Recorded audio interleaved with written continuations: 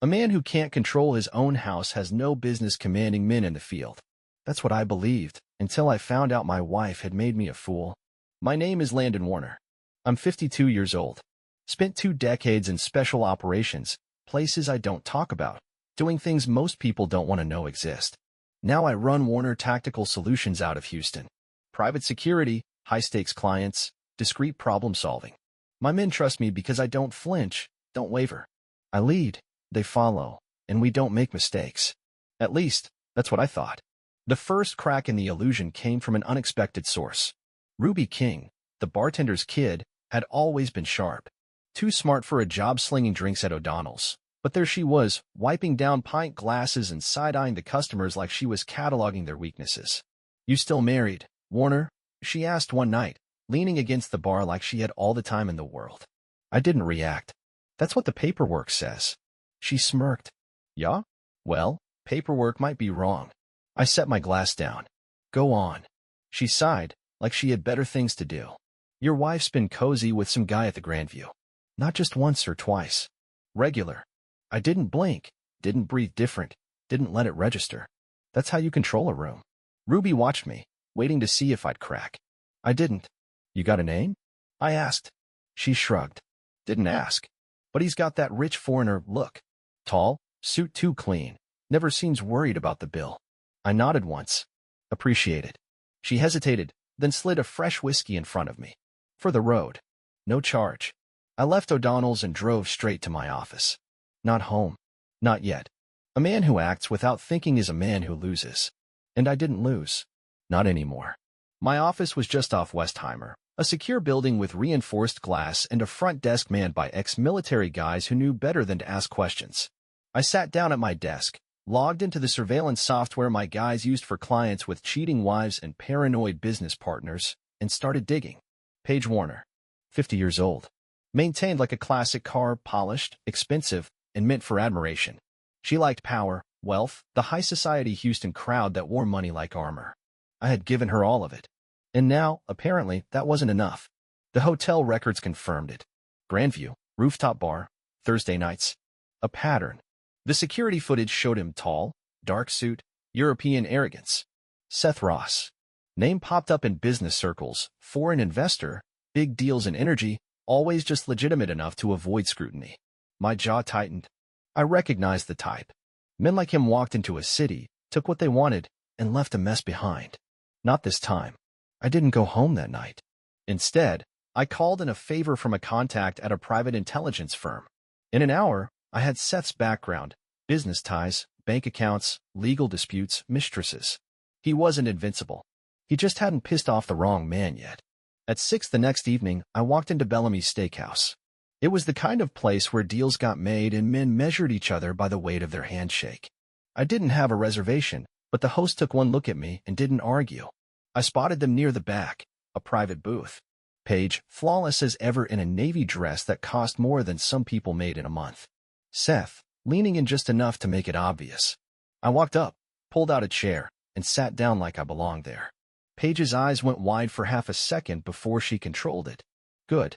That meant she already knew she was caught. Seth straightened, trying to size me up, but he wasn't used to being challenged. "Evening," I said, flagging down the waiter. "Scotch, neat." Seth cleared his throat. "Landon, isn't it?" "This is unexpected." His accent was light, just enough to make women lean in. I smiled. "Not for me." Paige's voice was smooth, controlled. "Landon, what are you doing here?" I let the silence stretch. Most people can't handle it. Seth shifted in his seat. Paige kept her chin up, waiting for me to make a move. "Just came for a drink," I said finally. Figured it was about time I met the man making himself comfortable in my wife's schedule. Seth opened his mouth, closed it again. Paige sighed. "Landon, don't be dramatic." I leaned in, resting my forearms on the table. "You know me, Paige. I don't do drama. I do facts. And the fact is, you've been meeting this guy here like clockwork. Thought I'd join the party." The waiter set my drink down and practically sprinted away. Seth finally found his voice. "This is inappropriate." I laughed once. "Buddy, you're screwing another man's wife, and you think I'm the one being inappropriate?" Paige's mask slipped, just for a second. A flicker of panic in her eyes. She wasn't used to being cornered. I took a slow sip of my drink. savoring it. Then I set the glass down, leaned back, and smiled. Here's the thing, I said, calm as ever. I don't get mad. I get even. Seth paled. Paige swallowed. I stood up, adjusted my jacket, and left them sitting there. Because I wasn't done yet. Not by a long shot. I didn't go home. Home was compromised. I went to my office, sat in the dark, and let the night settle around me like a weighted vest. My pulse had stayed steady at Bellamy's, my voice even, my movements controlled. But now, in the silence, I let myself feel the cold rage settle. I had given Paige everything. Stability. Power. A name that meant something. And she'd thrown it away for what, cheap intimacy with a foreign suit who'd disappear the second things got hard? That wasn't weakness. That was stupidity. I pulled up my notes on Seth Ross. The man had money, but not the kind that stayed steady. He moved assets around, relied on foreign backers, played the markets like a game of roulette. He had investments in Houston's energy sector, but he didn't own anything solid. It was all borrowed power, smoke, and mirrors. I made 2 calls. First to a contact at a local private bank, a guy who owed me a favor from a job last year. Ross's financials, I said. Give me everything public and whatever's just outside of public. He whistled. Going hunting? Something like that. Second call was to a competitor in Seth's industry. We weren't friends, but we respected each other. I gave him just enough information to make him curious. If I were you, I'd take a look at Ross's liquidity. Might be a good time to push him off the table. Interesting. A pause. I take it this isn't just business. Never is. I hung up. By morning, the first threads of the news were tightening. The bank contact sent me a message. Ross had overleveraged himself in 3 deals and had a major investor getting skittish. By noon, the competitor was moving in, making calls, shifting his weight around. By evening, whispers were circulating in the right places. Seth Ross wasn't as secure as he liked to pretend. I went home at 8. Walked in like nothing had changed. Paige was in the kitchen, pouring herself a glass of wine, dressed sharp, as if she had somewhere to be. She turned, mask already in place. You disappeared last night, she said, smooth as ever. I took my time taking off my jacket, hanging it over the chair. Had work to do. She sipped her wine, studying me over the rim. Are we going to talk about last night? I grabbed a bottle of water from the fridge, twisted the cap off, and took a drink before answering. I already said what I needed to say. Her lips pressed together, just for a second. You embarrassed me. I exhaled a quiet laugh. That a fact? She set her glass down with more force than necessary. You stormed into a restaurant like some jealous brute and humiliated me in public. I had to smooth things over with Seth. I tilted my head, watching her. That's so? I told him you were going through a rough time. Work stress. Old habits from your military days. I had to make it clear you weren't a threat. I smiled. Slow. Cold. You told him that? She folded her arms, irritation flickering across her face. Yes, I did. Because I'm not going to let you ruin our social standing over some misunderstanding. I nodded, slow and deliberate. Then I stepped closer, just enough to let the silence stretch between us. You think this is a misunderstanding? She hesitated. A flicker of doubt. I cut her off. Let me make something real clear, Paige. I don't care what kind of stories you spin to your fancy little friends. But don't mistake my patience for forgiveness. You're on borrowed time. She straightened, shoulders going rigid. Excuse me. You heard me. I stepped back, grabbed my jacket, and headed for the door. Oh, and if Seth calls tonight, tell him to check his accounts. I left before she could ask what that meant. Because by tomorrow, Seth Ross would be too busy putting out fires to worry about Paige Warner. By morning, the first cracks in Seth Ross's carefully curated world had begun to show. I kept tabs on him from a distance, watching the way the dominoes fell in real time. His calls to investors weren't being returned. His usual spots, the Grandview, the Bellamy, were quieter now, his presence met with cautious glances instead of warm greetings. His reputation was shifting. Fast. I sat in my office, feet up on the desk, watching the news scroll across my monitor. Nothing public yet, but it was coming. The market had a way of smelling weakness before the blood hit the water. At noon, my phone buzzed. Private number. I answered. A pause. Then, we need to talk. Seth. I smiled. Do we? Enough of this, he said, voice tight. You've made your point. If you want money, I canoe. I laughed once, cutting him off. You think this is about money? Another pause. He wasn't used to being on his back foot. Then what do you want? I leaned forward, resting my elbows on the desk. I want you gone. Out of my city. Out of my wife's life. I don't care where you go, but if you're still standing in my shadow by the end of the week, you won't like what happens next. Silence. Then, measured words. You don't have the kind of power you think you do. I exhaled, slow. Seth, you're a smart guy. Smarter than this. Take a good look at your situation and tell me if you really believe that. He didn't answer. I let the silence stretch before finishing. I'll be seeing you. Then I hung up. Across town, Paige was starting to feel the squeeze. Jocelyn Briggs, the hardware store owner, gave me an easy nod when I walked in. He was an old-school kind of guy, the type who built things with his hands and took pride in every screw, every beam, every square inch of a project. Reliable. Landon, he greeted, wiping his hands on a rag. Been a while. Busy times. I leaned against the counter, glancing at the stacks of inventory. You see Paige in here lately? His brows lifted slightly, but he didn't pry. Yeah, actually. Couple weeks back. Bought a bunch of high-end luggage. Seemed real particular about it. I nodded once. She say anything? Jocelyn scratched his jaw. Mentioned a trip. Some big deal out of town. Didn't say where. A lie. I filed that away and changed the subject, talking shop about home security setups and tactical supply shipments. Jocelyn didn't push, didn't ask why I was asking about my own wife. That's why I liked the guy. By the time I left, the puzzle was coming together. Paige had planned an exit. Maybe not permanent, maybe just a contingency, but she'd been thinking ahead. That told me two things. One, she wasn't as confident as she pretended to be. And two, she still didn't understand who she was dealing with. That night, I went home early. Paige was on the phone when I walked in, pacing the length of the kitchen in silk and gold, her voice smooth but sharp-edged. I didn't interrupt. I just poured myself a drink and waited. She finally noticed me, ending the call with a clipped goodbye before setting her phone down. That was my mother. I sipped my whiskey, unimpressed. That right? She's worried about me. I nodded. Maybe she should be. Her nostrils flared just slightly. What exactly are you trying to do, Landon? I set my glass down, taking my time. Just setting things right.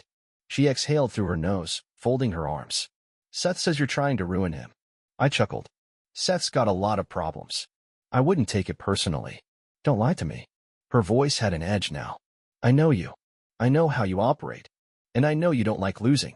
I stepped closer, slow, measured. Neither do you. But here we are. She held my gaze, but I saw it now, that flicker of doubt, of calculation. She was realizing, maybe too late, that she had underestimated the kind of man she married. I don't know what you think you're going to accomplish, she said finally. You can't control everything. I smiled. I don't need to control everything. Just the things that matter.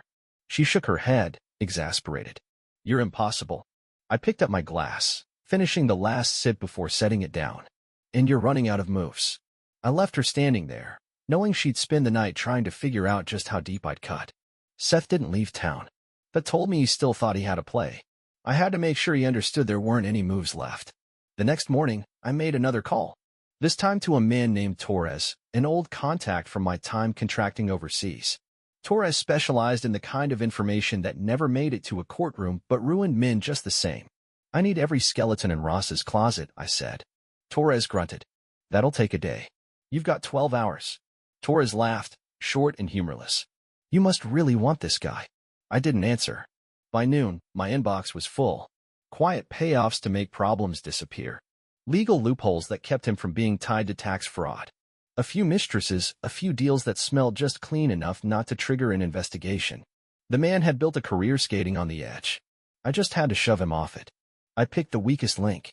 A deal he'd structured with a Houston-based firm, one that was already under federal scrutiny for financial mismanagement. I made another call, feeding the right details to a journalist I knew had been sniffing around that company for months. By the time the markets closed, the firm had cut ties with Ross, and his investors were scrambling for reassurance.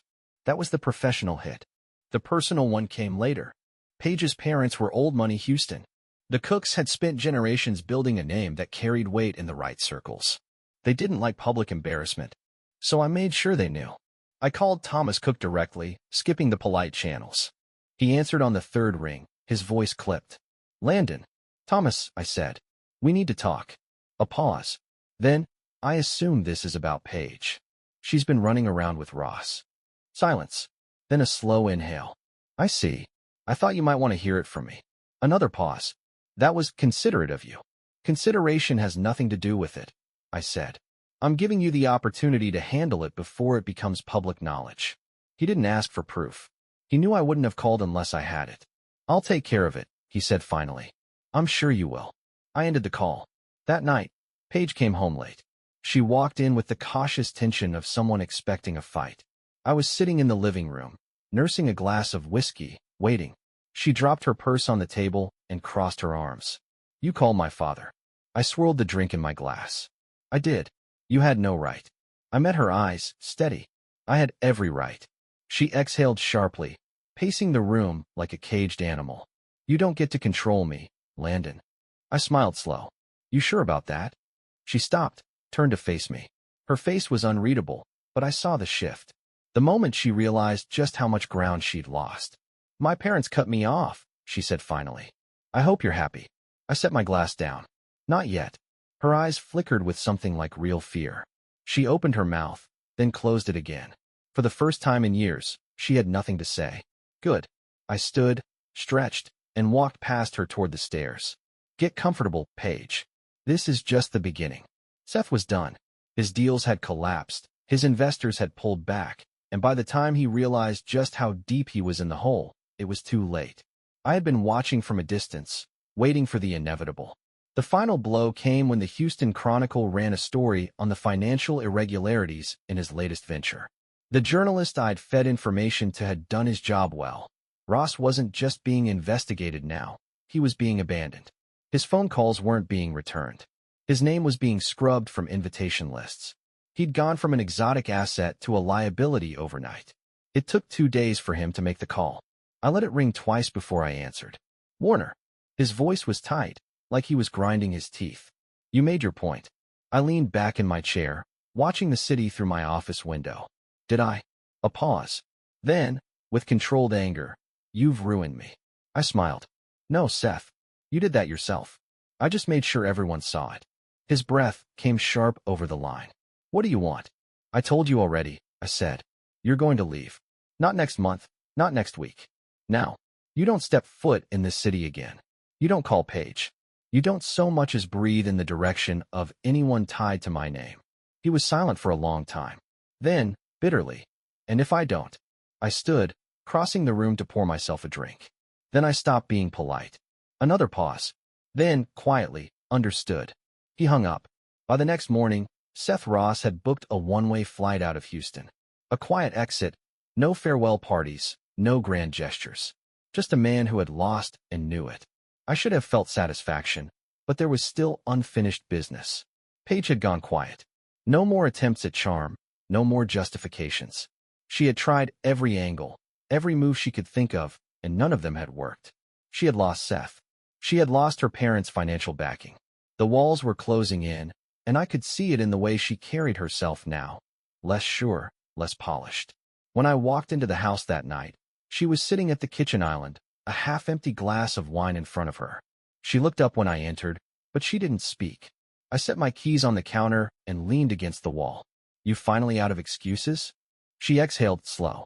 What do you want me to say, Landon? The truth would be a start. She laughed once, but there was no humor in it. The truth? Fine. I was lonely. I was tired of feeling like I was just another responsibility to you. I didn't blink. So you screwed a weak man who made you feel special. She flinched, just barely. I made a mistake. No, I said. A mistake is ordering the wrong wine at dinner. This was a choice. She looked away, fingers tightening around the stem of her glass.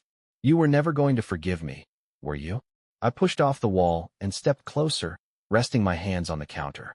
Forgiveness was never on the table. She swallowed hard, then set her glass down carefully, like she was thinking through every movement. What happens now? I met her eyes. You pack your things.